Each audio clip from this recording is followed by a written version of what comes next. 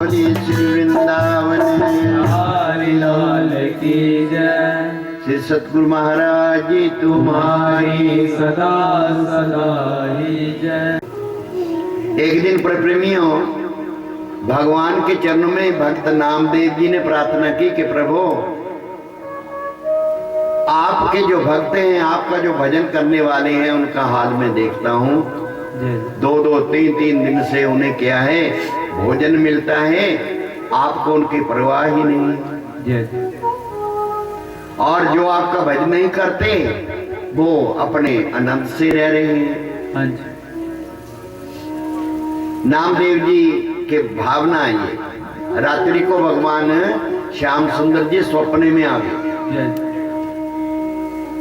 स्वप्न में आकर के कहने लगे कि नामदेव, मेरे जो प्रेमी भक्त हैं वो मुझसे सिवाय और कुछ मांगते ही नहीं। वो मेरे को ही मांगते हैं। प्रभु पूछ मुझसे मैं क्या चाहता हूँ, मैं तुझी से तुझे मांगना चाहता हूँ। तुझे कौन सा भाव गन का भाया था, सदने की किस बात पर रहम खाया। वो ही राज में जानना चाहता हूँ, मैं तुझी से तुझे मांगना चाहता हूँ। वो क्या है, मुझसे मुझको ही चाहता है। कहते जी ऐसी बात नहीं है। तो महाराज जी ने स्वप्न में ही कहा नामदेव जी से कि मैं एक थैली असर्पियों से भर करके, जब क्या है रंका और बांका जंगल को आएंगे तो रास्ते में रख दूंगा। कहते जी ठीक है। और आप देखते रहना। तो भगवान ने असर्पियों से भरी हुई थैली रास्ते में रख दी। थोड़ी दूरी पे भक्त और भक्तनी आ रहे थे। नामदेव जी झाड़ियों में छुप करके देख रहे थे।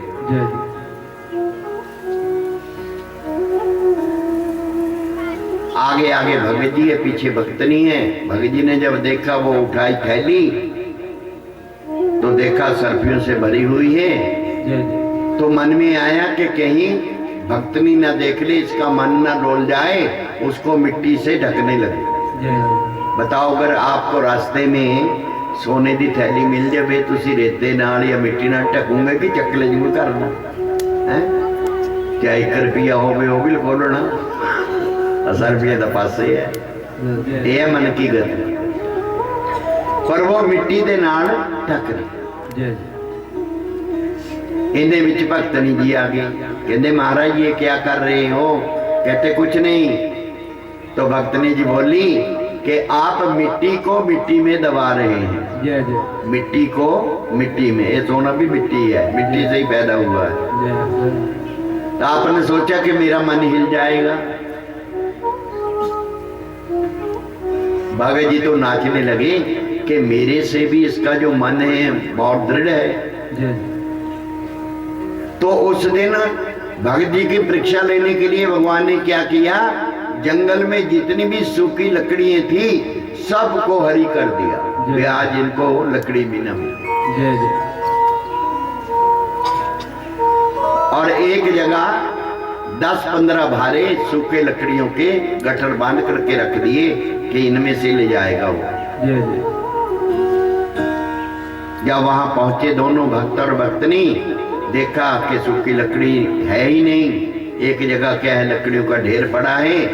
भाई ये तो किसी की अमानत होगी, है जी। ये मंदा कुछ इतवार नहीं, मन हर रंग दे विच रंग जांदा। भज जांदी आकड़ बड़ियां दी, जद नाग भरम दा डंग जांदा। जेड़े मन नूं सिर ते चढ़ांदे ने ਉਹ ਰੋਂਦੇ ਤੇ ਪਛਤਾਉਂਦੇ ਨੇ। जय जय ਖਲ ਬੱਕਰੇ ਵਾਂਗ ਲਹਾਂਦੇ ਨੇ, ਮਨ ਪੁੱਠਿਆਂ ਕਰਕੇ ਟੰਗ ਜਾਂਦਾ। हाँ जी ਇਸ ਮਨ ਨੂੰ ਕਾਬੂ ਰੱਖ ਬੀਬਾ, ਇਸ ਦੁਨੀਆ ਤੇ ਹੋ ਜਾ ਬਖ ਬੀਬਾ, ਇਸ ਦੁਨੀਆ ਵਿੱਚ ਨਹੀਂ ਹੈ ਕੱਖ ਬੀਬਾ, ਫਿਰ ਰੋ ਰੋ ਕੇ ਪਛਤਾਵੇਗਾ। जय हो उस दिन भक्त और भक्तनी दोनों ही खाली हाथ घर में आ गए। हाँ जी बच्चों को लिए भोजन नहीं, और नामदेव जी मन में सोचते हैं कि मेरे भगवान सच कहते हैं कि उनके भक्त क्या होते हैं, बेपरवाह। जय जय प्रप्रेमियों, उस रात ऐसे ही उन्होंने निकाली और भगत जी भगवान की बातें भी सुनाने लगे और कहने लगे कि देखो, अगर हम वो सोने की सर्पी की थैली घर में ले आते, पता नहीं क्या हाल हो जाता। हाँ जी उसके दर्शन करने मात्र से आज हमारे को भूखे रहना पड़ा। सवेर नू महाराज जी ने अपना रूप लिया बदल, सेठ दा रूप बना के गड्ढे पर सारा ही समान रख के करियाने दा भगत जी दे घर पहुंच गए। जय जय आवाजें लगावे महाराज जी। भगत जी बाहर आए, सेठ जी ने महाराज जी सेठ बने में हाथ जोड़ ले कि जी जे थोड़ी कृपा हो जाए मैं भंडारा करना है। जय जय कहते जी कर लो। महाराज जी ने भंडारा शुरू करते हैं और अपने भक्त भक्तनी उन बच्चों के पैर धोए, उनको भोजन करवाया। नामदेव जी भी वहां आ गए जय जय कि पहले तो इनके पास तो खाने के लिए भोजन भी नहीं था, और ये कैसे हो सकता है। नामदेव जी थे, उन्होंने तो स्वान में भी भगवान की पहचान कर ली कि भगवान के सिवाय कोई नहीं हो सकता। हाँ जी जैसे तो नामदेव जी जब आए तो भगवान से उसकी आंख मिल गई। हाँ जी तो भगवान ने इशारे से ही समझा दिया नामदेव जी को कि पर्दे में रहने दो, पर्दा खुल जाएगा। जय जय और सेठ जी के रूप में भगवान भगत जी से कहते हैं कि मैं हर रोज ही यहाँ भंडारा करूंगा। जय जय रोज दाई झगड़ा मकाते महाराज जी। जय रोज महाराज जी ने अपने नौकरों चौकरों को भेजना, वो बेचारे सेवा में लग गए। भगत जी का परिवार और नामदेव जी ने भी आनंद लेना। पर प्रेमियों, ऐसे होते हैं भगवान। जय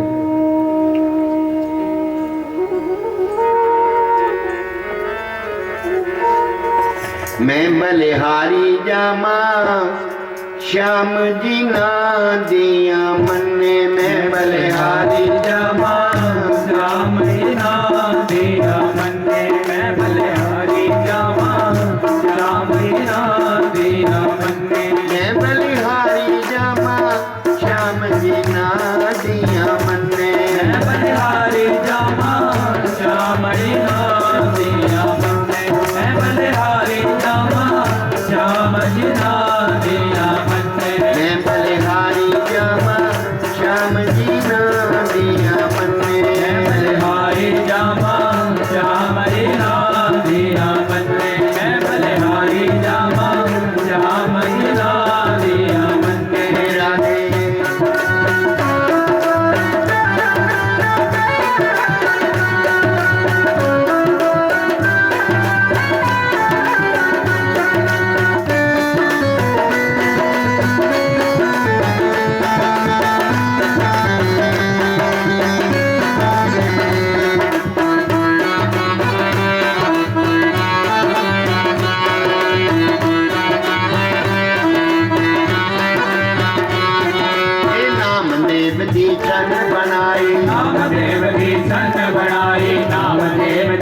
चंद बनाए ये सन्निध चारे बच्चे हैं बलिहारी रामा। श्याम जी नाम दिया मन में बलिहारी रामा श्याम जी नाम दिया मन में बलिहारी जामा श्याम जी नाम दिया मन में बलिहारी जामा श्याम जी नाम दिया मन में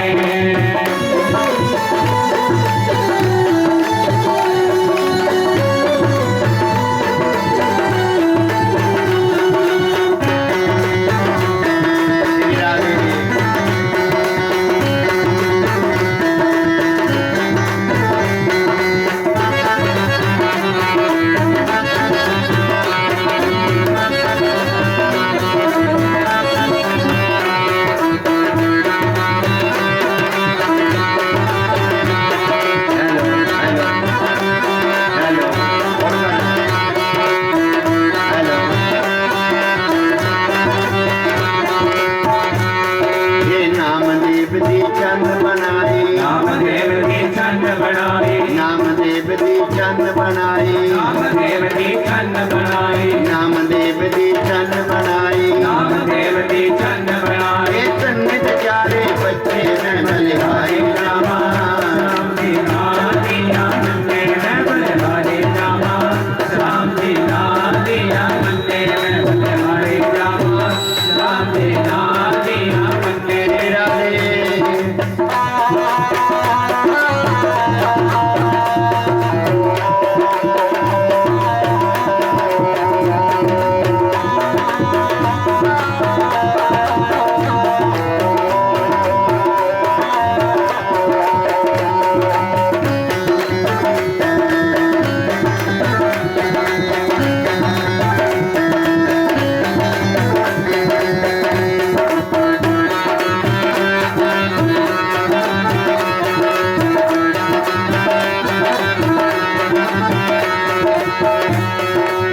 मीराबाई फुल तोड़ दी मीराबाई फुल तोड़ दी मीराबाई फुल तोड़ दी मीराबाई फुल तोड़ दी मीराबाई फुल तोड़ दी मीराबाई फुल तोड़ दी मीराबाई फुल तोड़ दी मीराबाई फुल तोड़ दी पीछे पीछे होता नठे नठे में बलिहारी जामा।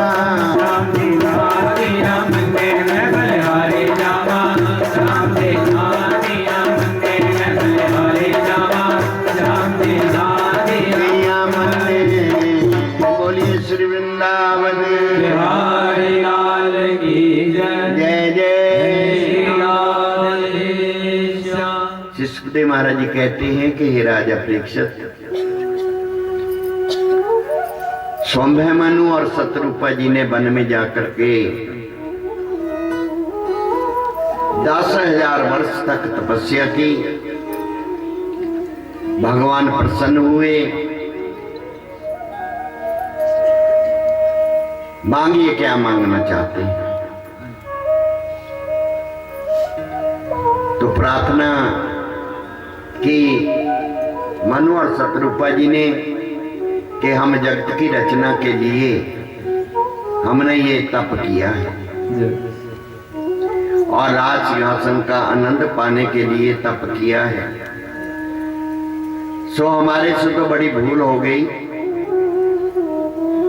हमें राज्य पाने के लिए या संसार का सुख लेने के लिए ऐसा तप नहीं करना चाहिए। इससे अगर आपका सच्चे मन से हम भजन करते आपके लिए ही, तो आप हमें प्राप्त हो जाते। हाँ जी। भगवान नारायण जी बोले कि हे मनु, जिस कार्य के लिए आपने ये तपस्या की है, जो कुछ भी आप चाहो वो वर मांग सकते हो। हाँ जी। जब देखा उन्होंने कि प्रभु हमारे ऊपर बड़े ही प्रसन्न हैं, तो मनु और शत्रुपा जी ने हाथ जोड़ करके प्रार्थना की कि प्रभु हमें आप जैसा पुत्र चाहिए। जय जय। भगवान ने जब ये वचन सुने, भगवान बोले कि मेरे समान तो सारे विश्व में त्रिलोकी में कोई भी ऐसा नहीं है, इसलिए मैं ही यहाँ पुत्र रूप में अवतार ग्रहण करूंगा। जय जय। इतनी बात कह करके प्रेमियों भगवान श्री नारायण जी अंतर ध्यान हो गया। हाँ जी। सौम्य मनु और शत्रुपा वन से लौट आए और फिर अपने पिता ब्रह्मा जी के देश से समस्त इस भूमंडल का वो राज्य करने लगे। हाँ जी। उसके बाद सुमनु और शत्रुपा द्वारा उतानपाद प्रियव्रत नाम के 2 पुत्र हुए, 3 पुत्रियां हुई, आकुति, देवहूति, प्रसूति। हाँ जी। उतानपाद का जो पुत्र था वो ध्रुव जी हुए। जय जय। सौम्य मनु जी ने आकुति का विवाह रुचि नाम जो ऋषि थे उनके साथ कर दिया। ब्रह्मा जी के द्वितीय पुत्र हुए गर्दम ऋषि जी। उन्होंने भी 10,000 वर्ष तक भगवान नारायण जी का तप किया। उसके तप से प्रसन्न होकर के भगवान नारायण जी ने उन्हें दर्शन दिए। प्रभु को सामने देख करके कर्दम ऋषि जी ने प्रकृमियों प्रभु के चरणों में दंडवत प्रणाम किया और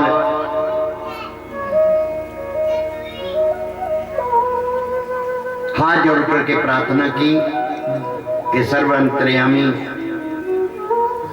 मैंने सृष्टि रचना के निमित्त ही तप किया है,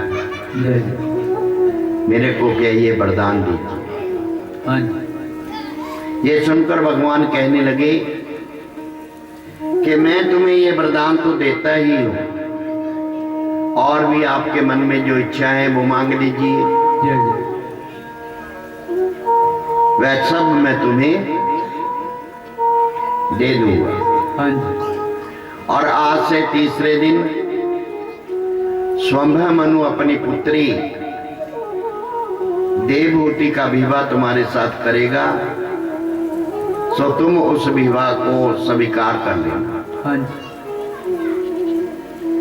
भगवान ने ये वरदान दिया तो उस समय भगवान नारायण जी के नेत्रों से ये विचार करके आंसू गिरने लगे कि देखो कर्दम ऋषि ने केवल विवाह के लिए 10,000 वर्ष तक ऐसा घोर तप किया है। और जिस जगह पर भगवान नारायण जी के आंसू गिरे तो वहां एक सरोवर पैदा हो गया जिसका नाम बिंदुसर नामक पड़ा, तीर्थ बन गया हो। आज भी वो कुरुक्षेत्र में स्थापित है और जो भी प्रेमी जाते हैं तो बिंदुसर सरोवर के दर्शन करते हैं। बोलिए वृंदावन की जय जय राधेश्याम। अब वो क्या है, सौम्य मनु के आने की प्रतीक्षा करने लगे कर्दम जी। तो एक दिन सौम्य मनु अपनी रानी शत्रुपा और पुत्री देवहूति को साथ लेकर के कर्दम ऋषि जी के आश्रम में आए। और फिर अपनी पुत्री देवहूति का विवाह कर्दम ऋषि जी से कर दिया। बोलिए श्री वृंदावन बिहारी लाल की जय जय जय राधेश्याम। जब कर्दम ऋषि जी ने देवहूति के साथ विवाह करना स्वीकार कर लिया तो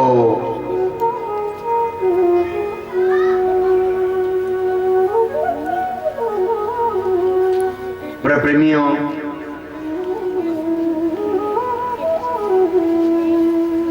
तो राजा ने ऋषि जी से कहा कि हे महात्मन, मेरी संपूर्ण संपत्ति राज्य के मालिक ब्राह्मण और ऋषि मुनि ही है। आपको यदि धन या सेना किसी भी चीज की जरूरत हो आप मेरे लिए आज्ञा कीजिए, मैं तुरंत ही भेज दूँ। हाँ जी। ये सुनकर के कर्दम ऋषि जी मुस्कुराए और कहने लगे कि राजन, इन वस्तुओं में से किसी भी वस्तु की मेरे को जरूरत नहीं है। हाँ जी।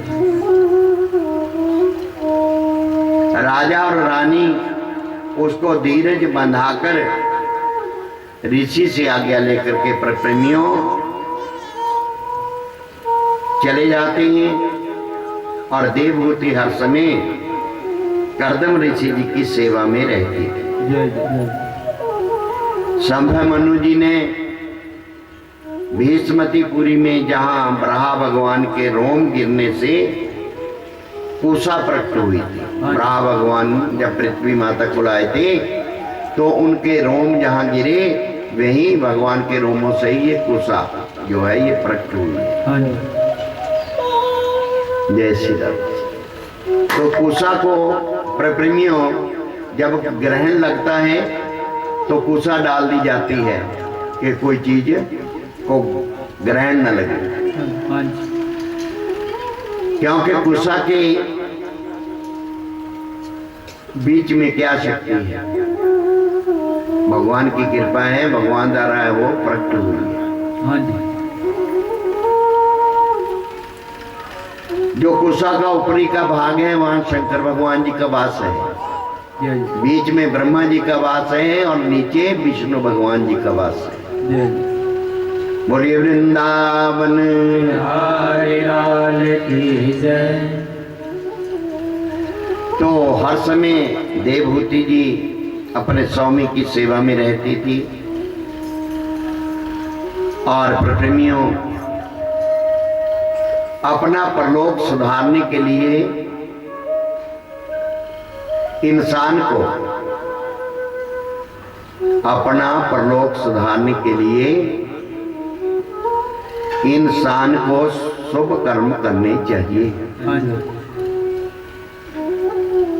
और जिस मनुष्य को धन संपत्ति भगवान की कृपा से मिले तो भगवान नारायण जी के नाम पर शुभ कर्मों में अवश्य उसे लगाना चाहिए। और शंभा मनु जी ने भी हर साल भगवान नारायण जी के नाम पे यज्ञ करना शुरू कर दिया। नित्य प्रति उठता है, ब्राह्मणों को अनेक गोएं स्वर्ण आदि बहुत सी वस्तुएं दान में देता है। भगवान नारायण जी की दया से हरि भजन के प्रताप से अंत काल तक उनका यश वैभव जैसे का तैसा ही बना रहा। जब उनके मन में इच्छा होती थी तो उनके राज्य में बारिश हो जाते थे। वृक्ष जो थे वो समय समय पर फल फूल देते थे। दुख का नाम तो किसी ने सोपन में भी नहीं सुना था।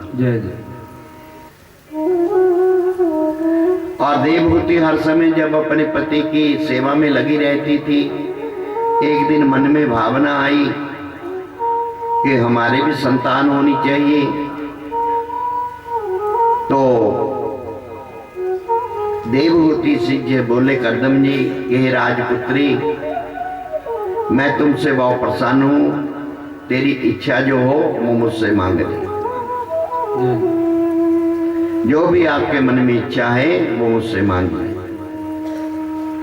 भगवान नारायण जी की कृपा से संसार की समस्त वस्तुओं में तुझे दे सकता हूं। देवहूति ने मुस्कुराते हुए कहा कि हे स्वामी, आप लोक परलोक दोनों जगह के आनंद दाता है। जब मैंने आप जैसे महापुरुष को पति रूप में प्राप्त कर लिया तो मुझे किसी भी वस्तु की अभिलाषा नहीं है।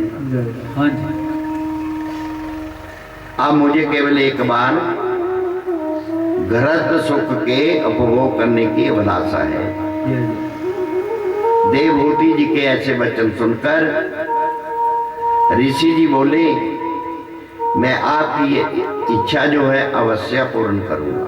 जय जय। जिस समय देवहूति जी ने अपने हृदय में ये विचार किया, उसी समय अंतर्यामी करदम ऋषि जी ने उनके मन का सब हाल जान लिया और अपने योग बल से उसी समय उन्होंने एक मनोहर रतन जटित विमान प्रकट कर लिया। जय जय। स्वर्ण से वह सजा हुआ बना हुआ जैसी निर्वृत बहुत बड़ा वो विमान था। चारों ओर मोतियों की झालरें लगी है, रेशमी मखमली बिछौने बिछे हुए हैं। उस विमान में इंद्रपुरी के मकानों से भी अधिक सुंदर अनेकों मकान बने हुए थे। जय जय। तो देवहूति जी से करदम ऋषि जी ने कहा कि यहाँ जो सामने आपको कुंड नजर आता है, आप उसमें अपना स्नान कीजिए। हाँ जी, हाँ जी। पति की आज्ञा पाकर के देवहूति ने जैसे ही उस कुंड में स्नान किया, प्रप्रेमी उसका रूप देव कन्याओं के समान हो गया। जय जय। आयु 16 वर्ष की हो गई और वह कुंड से बाहर निकली, तब सुंदर वस्त्र और भूषणों को पहने हुए और उनके साथ 1000 सुंदर दासियां भी प्रकट हुई। जय जय। और वह उनको चमर डोला रही है। हाँ जी। उस कुंड से बाहर निकल करके देवहूति जी कहने लगी कि महाराज ये तो करसीमा ही हो गया। जय जय। करदम जी कहते हैं राजकुमारी,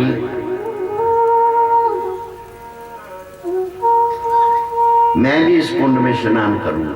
जय जय। तो करदम जी ने भी उस कुंड में स्नान किया तो उनका रूप अश्विनी कुमार के समान युवावस्था और इतना सुंदर बन गया। भगवान नारायण जी की कृपा से प्रेमियों, जब दोनों पति पत्नी तरुण हो गए, प्रसन्न होकर के विमान में जा बैठे। जय।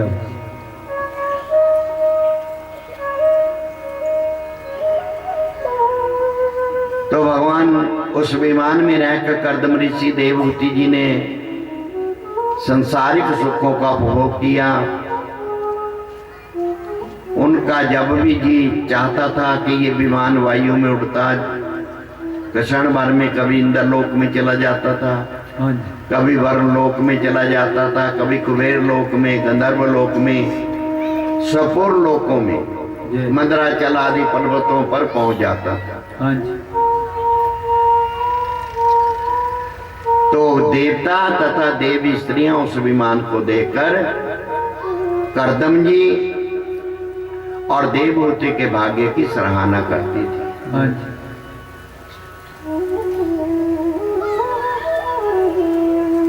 तो करदम जी कहने लगे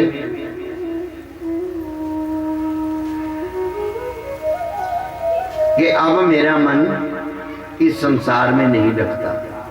अब देखो, पहले समय में जो राजा लोग होते थे, बड़े धर्मात्मा होते थे, जब क्या है उनके पुत्र जवान हो जाते थे तो उनको राज्य सौंप करके वो तपस्या करने के लिए जंगलों में चले जाते थे। जय जय। एक अब हमारा तो ये हाल है कि जब तक शरीर नहीं छोड़ेंगे हम छोड़ने वाले नहीं है, जय जय। मर तो जाएंगे एक जगह।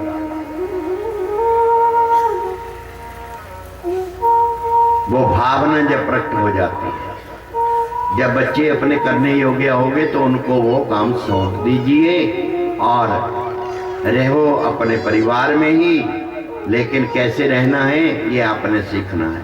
जय जय। अपना भजन करते रहो, काम काज उनको सौंप दो। हाँ जी।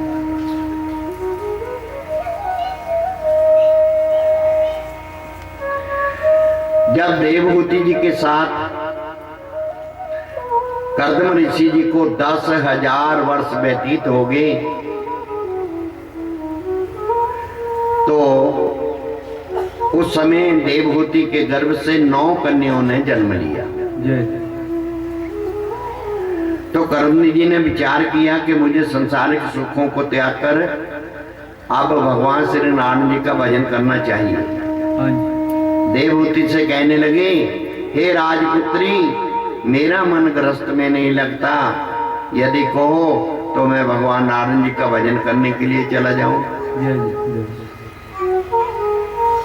देवहूति जी कहने लगी, स्वामी हरि भजन करना बहुत श्रेष्ठ बात है। हाँ जी। मैं भी अभी तक संसारी भोग विलास में मगन रही, आपकी सेवा से मैं मुख बनी रही, और मुझे भी उचित था कि आपके चरणों का ध्यान धरकर मुक्ति को प्राप्त करती। हाँ जी। मैंने इन 9 कन्याओं को जन्म दिया है, अब मुझे इनके विवाह की चिंता पड़ी है। जय इनका विवाह हो जाए तो मैं भी आपकी सेवा करने के लिए आपके साथ ही चलूंगा। जय अगर आप पहले ही चलेंगे तो मैं कैसे बर ढूंढूंगी। जब देवहूति के ये वचन सुने करदम जी ने प्रेमियों, तो भगवान नारायण, करदम जी ने मन में सोचा कि भगवान नारायण जी ने मुझे कहा था कि मैं पुत्र रूप में आपके यहाँ आऊंगा, मेरे को वरदान दिया है, अभी तक उनके आने का समय ही नहीं हुआ। ये मन में वो विचार कर रहे हैं। हाँ जी। यदि मैं अभी से गृहस्थ को त्याग दूंगा तो ये बात पूर्ण नहीं होगी। हाँ जी। बोलिए श्री वृंदावन हरि लाल की जय। श्री सुखदेव महाराज जी कहते हैं, जब देवहूति के गर्भ में कपिल देव जी का आगमन हुआ तो उनके मुख की जो अलौकिक कांति बढ़ गई। करदम ऋषि जी बोले कि राजपुत्री, जय पर ब्रह्म प्रभु श्री नारायण जी तेरे गर्भ में अवतरित होने के निमित्त आ गए। हाँ जी। किसी बात की चिंता मत कर, अब मैं तप करने के लिए वन में जाऊंगा, हाँ जी। तू मेरे गृह में दुखी मत होना। जय देवहूति प्रसन्न होकर बोली कि प्रभु, मैं इस बात पर कैसे विश्वास करूं। जिस समय देवहूति ने ये बात कही उसी समय देवताओं ने देवहूति को विश्वास कराने के लिए वहां आकर कहा कि हे राजपुत्री, तेरे जप तप धर्म व्रत की कृपा से स्वयं भगवान नारायण जी कपिल देव जी के रूप में तेरे गर्भ में पधारे हैं, जय और तेरे मन में जो ये बातें उठ रही है अपने ज्ञान रूपी अग्नि से वह उज्जवल कर देंगे। उनको अपना पुत्र मत जानना, वे अत्याचारों के लिए सांख्य योग का उपदेश देने के निमित्त अवतार धारण करेंगे। हाँ जी। जब जब धर्म संसार में नष्ट हो जाता है तो धर्म की वृद्धि करने और अधर्म का नाश करने के लिए भगवान प्रेमी अवतार धारण करते हैं। इतना कहकर सभी देवतागण देवहूति करदम ऋषि की परिक्रमा करके अपने अपने स्थानों को चले गए। हाँ जी। 10 मास व्यतीत होने पर जब श्री कपिल देव जी अवतरित हुए, करदम ऋषि उनके समस्त अंग व लक्षणों को देखकर बहुत प्रसन्न हुए। देवताओं ने भी आनंदित होकर के धुंध भी बजा करके आकाश से पुष्प बरसाए और गंधर्वों ने उनका गुणवाद किया। श्री कपिल देव जी को परम ब्रह्म परमात्मा का रूप जान लिया, तब वे उनके सामने हाथ जोड़ करके खड़े हो गए, भगवान की स्तुति करने लगे। हे ज्योति स्वरूप, आपका नाम स्मरण करने से संसारी प्राणी भवसागर से पार हो जाते हैं। आपका दर्शन तो बड़े बड़े योगियों को, बड़े बड़े ऋषि मुनियों को ध्यान में नहीं आता। मेरे तो भाग्य बहुत अच्छे हैं जो आपने मेरे घर आकर के अवतार लिया। हे प्रभु, जब क्या कर्दम जी ने भगवान की स्तुति की तो प्रेमी उसी समय ब्रह्मा जी के सहित वहां सनक सनंदन सनातन संत कुमार पहुंचते हैं और कपिल देव जी से इस प्रकार स्तुति करते हुए कहा कि प्रभु, आपने अपने श्री मुख से जो कुछ कहा था उसको आपने पूर्ण कर दिए और हमें भी आपके दर्शन प्राप्त हुए और आप इस संसार में श्री कपिल मुनि के नाम से विख्यात हैं। बोलिए श्री वृंदावन बिहारी लाल की जय। इसके बाद ब्रह्मा जी ने आकर के कर्दम जी से कहा कि आपकी जो 9 पुत्रियां हैं उनका विवाह आप 9 ऋषियों के साथ कर दो। ब्रह्मा जी ने जब यह आदेश दिया तो कर्दम ऋषि जी ने कर्दम ऋषि और देवहूति जी ने अपनी सब कन्याओं का विवाह ऋषियों के साथ किया। कला नाम की जो कन्या थी उसका विवाह मरीचि ऋषि से किया। अनसुईया जी का विवाह अत्रि मुनि जी से हुआ। सरदा का अंगिरा ऋषि से, हवि का पुलस्त्य से, गति का पुलय से, योग्या का करतु से, ख्याति का भृगु से, अनुद्धति का वशिष्ठ जी से और शांति का अर्थवर्ण ऋषि से विवाह कर दिया। उसके बाद सभी ऋषि प्रसन्न होकर अपने अपने आश्रम में चले गए। पुत्रियों को विदा करने के बाद कर्दम जी कपिल देव जी से कहने लगे कि हे भगवान, संसारिक प्राणी आवागमन के चक्कर में पड़े रहने के कारण मोक्ष प्राप्ति की कामना नहीं करते हैं, अनेकों प्रकार के दुख पाते हैं और ये कामना नहीं करते कि ये जो मानव जन्म मेरे को मिला है मैं कुछ भगवान का भजन करके इस संसार सागर से पार हो जाऊं। आपकी माया ऐसी इंसान को लिपट जाती है और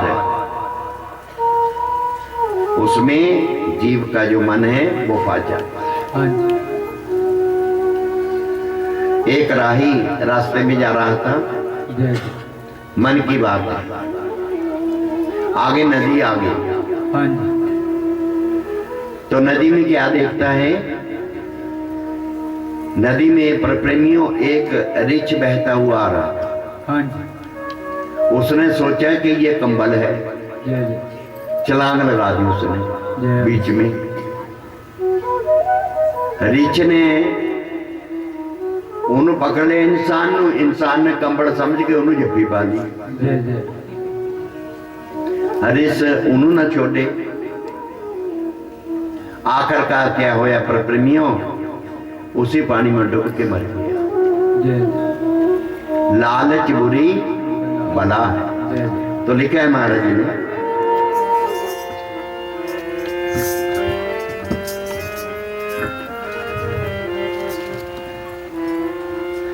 जब तक ये मन संसार से मोड़ा न जाएगा, जब तक ये मन संसार से मोड़ा न जाएगा, जब तक मन संसार से मोड़ा न जाएगा, जब तक ये मन संसार से मोड़ा न जाएगा, जब तक ये मन संसार से मोड़ा न जाएगा, जब तक ये मन संसार से मोड़ा न जाएगा, संसार से मोड़ा न जाएगा, जब तक ये मन संसार से मोड़ा ना जाएगा, तब तक उस सिरजनहार से जोड़ा न जाएगा, तब तक जलहार से जोड़ा ना जाएगा, तब तक उस सिरजनहार से जोड़ा ना जाएगा, अब तक उस सिरजनहार से जोड़ा न जाएगा। ये माया का कंबल तुझको भालू बनकर चिपटा है, तूने इसको ओढ़ा है और यही तुझको चिपटा है। ये माया का कंबल तुझको बालू बनकर चिपटा है, इस तरह रेता शरीर दे नाल चिपट जाता। तूने इसको ओढ़ा है, यही तुझको चिपटा है। तू छोड़ना भी चाहे तो छोड़ा न जाएगा, तू छोड़ना भी चाहे तो छोड़ा ना जाएगा, तू छोड़ना भी चाहे तो छोड़ा ना जाएगा, तब तक उस सिरजनहार से जोड़ा न जाएगा, तब तक उस सिरजनहार से जोड़ा ना जाएगा, तब तक उस सिरजनहार से जोड़ा ना जाएगा, तब तक उस सिरजनहार से जोड़ा न जाएगा। ये मन इस रथ का अड़ियल घोड़ा सदा ही टेढ़ा चलता है, जब तक इसको चाबुक वाला पूर्ण ज्ञानी सतगुर नहीं मिलता, तब तक ये अपनी मंजिल पे घोड़ा न जाएगा, तब तक ये अपनी मंजिल पे घोड़ा ना जाएगा, तब तक अपनी मंजिल पे घोड़ा ना जाएगा, जब तक ये मन संसार से मोड़ा न जाएगा, तब तक ये मन संसार से मोड़ा ना जाएगा, जब तक ये मन संसार से मोड़ा ना जाएगा, तब तक उस सिरजनहार से जोड़ा न जाएगा, जब तक उस सिरजनहार से जोड़ा ना जाएगा, तब तक उस सिरजनहार से जोड़ा ना जाएगा।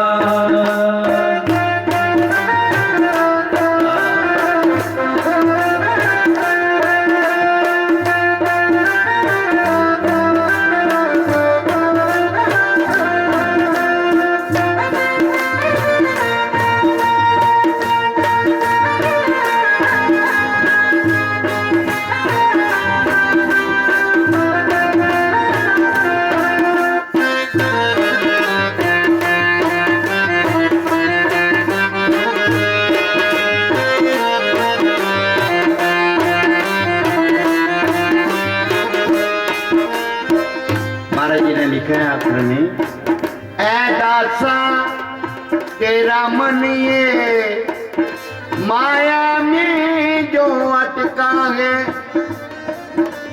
अरे दूर तू इसको पटक दे बंदे, माया का जो मटका है, जब तक मटका अहंकार का फोड़ा न जाएगा, जब तक मटका अहंकार का फोड़ा न जाएगा, जब तक मटका अहंकार का फोड़ा न जाएगा, तब तक उस सिरजनहार से जोड़ा न जाएगा, तब से जोड़ा ना जाएगा, जब तक उस सिरजनहार से जोड़ा ना जाए।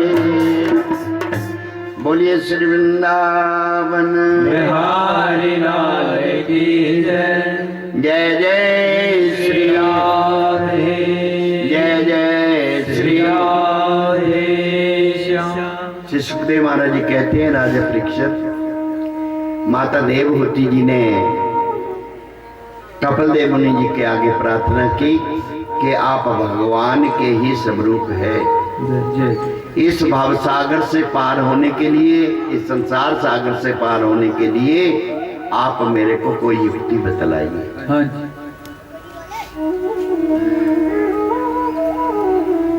कपिल देव मुनि जी कहते हैं कि माता, जो मनुष्य परपिता परमात्मा को प्राप्त करना चाहता है,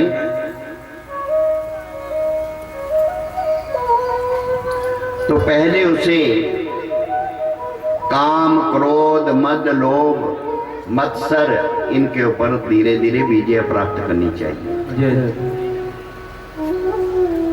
जो लोग वैराग्य ग्रहण करके भक्ति योग का अभ्यास करते हैं,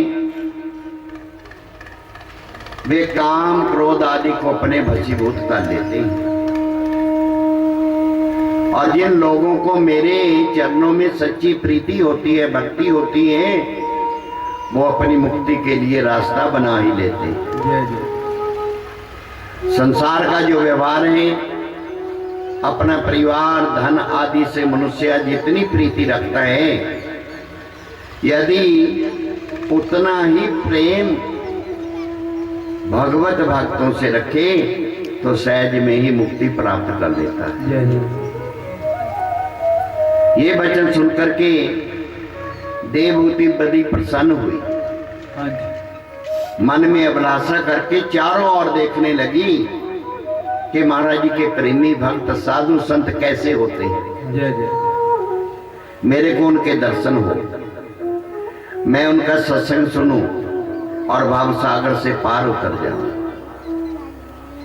देवहूति के मन के भावों को विचार करके कपिल देव मुनि जी कहने लगे कि माता, साधु संत ज्ञानी महात्माओं के लक्षण बताता हूं, ध्यान देकर के सुनो। वो कैसे होते हैं? जो साधु होते हैं, संत होते हैं, महाराज जी के भक्त होते हैं, किसी के द्वारा दुर्वचन कहने पर उन्हें कष्ट नहीं होता। पहला, जो महाराज जी के प्रेमी भक्त होते हैं, साधु संत होते हैं, अगर उनको कोई दुर्वचन कहे, उनकी निंदा करे, उनको गालियां निकाले, तो उनको कोई कष्ट नहीं होता। वो मेरे भक्त होते हैं। उनके लिए निंदा, उनके लिए स्तुति एक बराबर होती है। सबके शरीर में वो एक परमात्मा का ही प्रकाश देखते हैं। और दुखी मनुष्य को देख करके उसके मन में दया आ जाती है और सभी पर अपनी कृपा बिखारती है, सबसे मित्रता रखते हैं, निज दिन मेरे चरणों का ध्यान करते हैं, आठों पैर भजन कीर्तन में वो मगन रहते हैं। सभी बुरी और भली बातों को क्या है, परमेश्वर की ही इच्छा समझते हैं। खाने पीने संसारी कार्यों को, खाना पीना संसार का कोई भी काम है, वो ये नहीं समझता कि मैं कर रहा, वो अपने आप को ये नहीं समझता कि मैं कर रहा हूँ, ये मेरे प्रभु जी कर रहे हैं। सुख दुख को एक बराबर समझते हैं,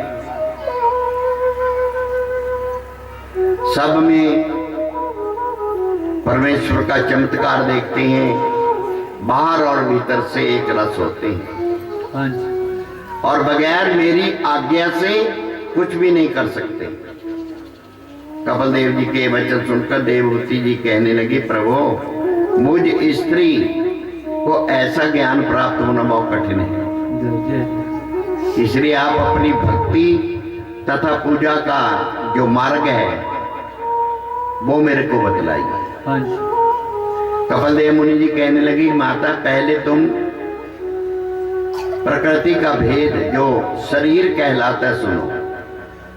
सतोगुण, रजोगुण, तमोगुण, इन तीनों को प्रकृति रूपी वृक्ष मूल समझकर माया को उनकी डालियां समझना चाहिए। जय इन डालियों में 24 तत्व शाखाएं समझनी चाहिए।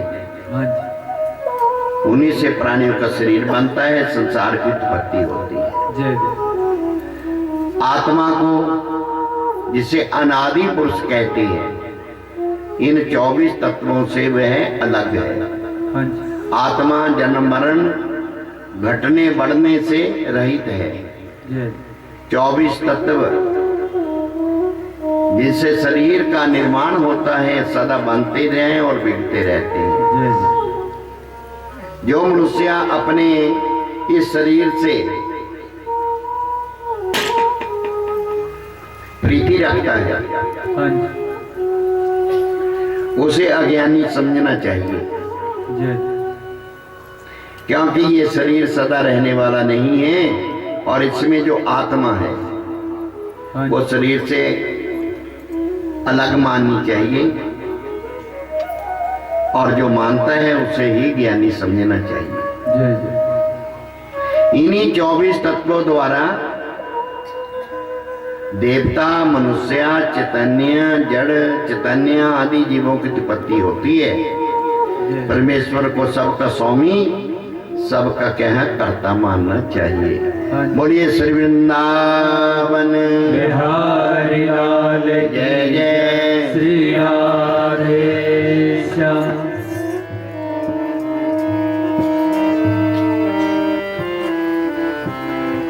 हरि जी मोरी लागी लगन मत तोड़ना। हरि जी मोरी लागी लगन मत तोड़ना। हरि जी मोरी लागी लगन मत तोड़ना। हरि जी मोरी लागी लगन मत तोड़ना। हरि जी मोरी लागी लगन मत तोड़ना। लागी लगन मत तोड़ना। लागी लगन मत तोड़ना। लागी लगन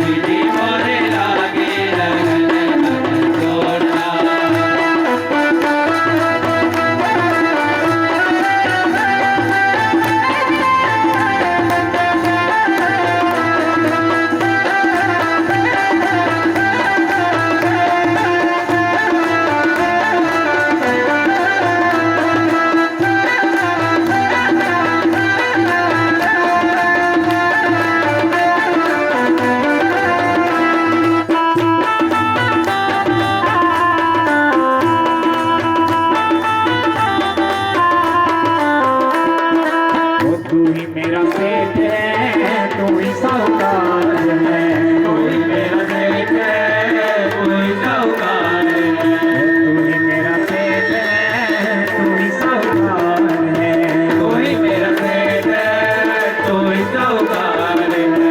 ब्याज पे ब्याज मत जोड़ना, ब्याज पे ब्याज मत जोड़ना, ब्याज पे ब्याज मत जोड़ना,